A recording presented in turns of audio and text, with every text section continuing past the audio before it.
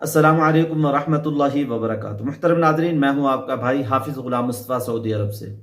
मुहतरम नाजरीन, जैसा कि आप लोग जानते हैं, सऊदी अरब में पाकिस्तानी भीख मांगने वाले ज़्यादा होते जा रहे हैं, जिनका काम ये है उम्रे के वीज़े पे, उम्रे के मुक़द्दस वीज़े को इस्तेमाल करके यहाँ आना और फिर लोगों के सामने हाथ फैलाना, अल्लाह को छोड़कर। बैतुल्लाह में तो अल्लाह ताला देखे सामने नज़र आते हैं, अल्लाह का घर है। अल्लाह के घर में खड़े होकर अल्लाह से मांगने के बजाय गैरुल्लाह से मांगना, अल्लाह को कितना गुस्सा आता होगा। पिछले दिनों के अंदर कराची एयरपोर्ट से 11 के करीब अफराद को पकड़ा गया, उनमें 2 खवातीन थी। अब ये खवातीन यहाँ उम्रे के वीज़े पे आ रही थी। जब इमिग्रेशन वालों ने उनको पकड़ा, उनसे पूछताछ की और उनका डेटा चेक किया तो पता चला कि इनका बेटा 2 साल से सऊदी अरब में भीख मांग रहा है। 2022 में गया था, वो वापसी नहीं लौटा। वो भी उम्रे के वीज़े पे गया था और वो वहाँ छुप गया और इनलीगल तरीके पर रह रहा है। तो जब ये पकड़ा जाएगा तो पाकिस्तान का नाम बदनाम होगा। इमिग्रेशन वालों ने जब इनसे पूछा क्या तुम्हारे पास कुछ पैसे हैं, पैसे इसलिए पूछे कि जब यहाँ लोग आते हैं उन्होंने खाना भी खाना है, सुबह का नाश्ता है, दोपहर का खाना है, रात का खाना है, और भी ज़रूरियात हैं, वो यहाँ गैर मुल्क में कैसे रहेंगी, इसलिए उन्होंने पूछा। दूसरी चीज़, इंसान को आराम के लिए, रहने के लिए, सोने के लिए होटल भी चाहिए। वो उन्होंने पूछा क्या तुम्हारे पास अपने होटल का कोई बोचर वगैरह, कोई पर्ची, कोई रसीद है, कोई चीज़ है तुम्हारे पास। लिहाजा वो दोनों चीज़ों को दिखाने से कासर रही, उनको शक हो गया। उन्होंने सारा डेटा चेक किया और उनको अपनी तफ्तीश में रख लिया। तो अब यहाँ आने के लिए एक तो आप लोग अपने साथ कुछ ना कुछ रकम ज़रूर लाएं, उनमें से 1-2 हज़ार रियाल अपने साथ ज़रूर लाएं, वरना मुश्किल हो जाएगी। जो लोग अपने वालिदैन को भेजते हैं, लिहाजा उनकी जेब में उनको पैसे रियाल ज़रूर दें ताकि एयरपोर्ट पर उनको ज़रा भी दिक्कत परेशानी ना हो। जो होटल बुक किया गया है उसका जो बोचर है, उसकी जो रसीद है, वो आपके पास ज़रूर होनी चाहिए। उसको संभाल कर रखें, वो भी चेक होगी।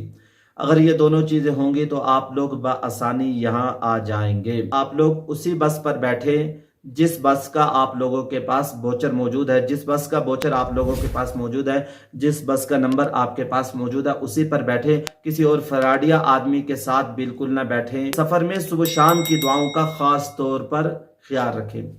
जब आप लोग जद्दा एयरपोर्ट पर पहुँचे तो आप लोग ये दुआ ज़रूर पढ़ लें, आऊज़ु बिकलिमातिल्लाहि ताम्माति मिन शर्रि मा खलक़। आप लोगों को कल वाले व्लॉग में भी बताया था, वज़ीर हज उम्रा डॉक्टर तौफीकुर रबिया ने बता दिया कि बेहतरीन वक़्त उम्रे का 7:30 से 10:30 बजे तक, ये दिन का वक़्त। लोग यहाँ उम्रा पे आते हैं, जब वो घर चले जाते हैं तो उनसे पूछा जाता है क्या आप लोगों ने 2 काम किए। वो कहते हैं क्या 2 काम, क्या हजर अस्वद का बोसा लिया। मुहतरम नाज़रीन, और दूसरी चीज़ पूछी जाती है क्या आप लोगों ने रियाजुल जन्ना में नमाज पढ़ी। तो इंसान कहता है मुझे तो किसी ने बताया ही नहीं, हजर अस्वद को बोसा लेना था और रियाजुल जन्ना में नमाज पढ़नी थी। तो आप लोगों को बता दूं, एहराम की हालत में हजर अस्वद को छूना जायज़ नहीं है। अगर आप लोगों ने एहराम की हालत में हजर अस्वद को छू लिया तो आप पर दम आ सकता है। हजर अस्वद को हर वक्त उम्दा खुशबू लगी होती है, आप लोगों ने ख़ास तौर पर इसका ख्याल रखना है। अगर उस पर उम्दा खुशबू लगी और आप लोगों ने बोसा दे दिया और वो खुशबू आपके सारे होंठों पे लग गई तो मुहतरम नाजरीन, आप लोगों पर दम आ जाएगा, बकरा या बकरी ज़िबा करना पड़ेगा। आप लोगों के पास तो इतने पैसे भी नहीं होंगे, बाद में परेशानी होगी, उम्रा लिहाजा सही नहीं होगा जब तक आप लोग दम नहीं देंगे। तो इसका एहतियात करें। इस वक्त को बोसा देना भी है तो इसका बेहतरीन तरीका ये है कि आप लोग पहले उम्रा मुकम्मल करें, हल्क और कसर कराएं, अपने होटल पे जाएं, आराम करें और उसके बाद एहराम बांध कर दोबारा आ जाएं। एहराम बांधने का इसलिए कह रहा हूँ, अगर आप लोग एहराम बांध कर नहीं आए तो आप लोगों को खाना काबा के पास बिल्कुल नहीं जाने दिया जाएगा। नीचे जो मताफ की जगह है वहाँ उन लोगों को ही जाने दिया जाता है जो लोग एहराम की हालत में होते हैं। लिहाजा अगर आप लोग हजर अस्वद का बोसा लेना चाहते हैं तो इसका बेहतरीन तरीका ये कि आप लोग उम्रे का काम मुकम्मल कर लें, उम्रे के बाद एहराम की हालत में आएँ और रात का वक़्त 1-2 बजे का वक़्त اس میں بعض دفعہ رش کم ہو جاتا ہے. یاد رکھیے گا حجر اسود کو چومنا بوسہ دینا سنت ہے. لوگوں کو تکلیف دینے سے بچنا یہ واجب ہے. یہاں کسی کو تکلیف دینا، عورتوں اور مردوں کا اختلاط یہاں خانہ کعبہ کے پاس بھی جائز نہیں ہے.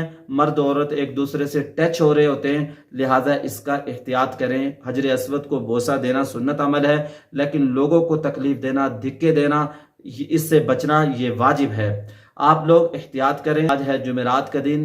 اللہ کے نبی صلی اللہ علیہ وسلم پر آج سے ہی کثرت سے درود شریف پڑھیں، اور جمعے والے دن کم از کم ہم 1000 مرتبہ اللہ کے نبی صلی اللہ علیہ وسلم پر درود شریف پڑھ لیا کریں. انشاءاللہ دنیا میں اس کے فائدے دیکھیں گے اور آخرت میں بھی دیکھیں گے. دعاؤں میں یاد رکھیے گا. السلام علیکم ورحمۃ اللہ وبرکاتہ.